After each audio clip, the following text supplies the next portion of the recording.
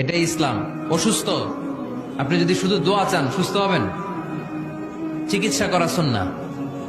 যেই রোগ হয়েছে ওই রোগের চিকিৎসা নেওয়া কি সুন্নাহ। আল্লাহর হাবিব অসুস্থ হলে চিকিৎসা নিতেন। হাতে একবার বিচ্ছু কামড় দিল আল্লাহর হাবিবের আঙ্গুলে, তিনি রেগে গেলেন, ব্যথা পেলেন, আর বিচ্ছুরে বললেন, আরে বিচ্ছু, মানুষও চিনোস না, নবীও চিনোস না, কোথায় কামড় দিতে হবে এটাও জানোস না। কিন্তু কামড় যখন দিয়ে ফেলছে বিশ্বনবী ব্যথা পাচ্ছেন। বিশ্বনবী সূরা ইখলাস পড়ে ফাতিহা পড়ে ফু দিতে লাগলেন।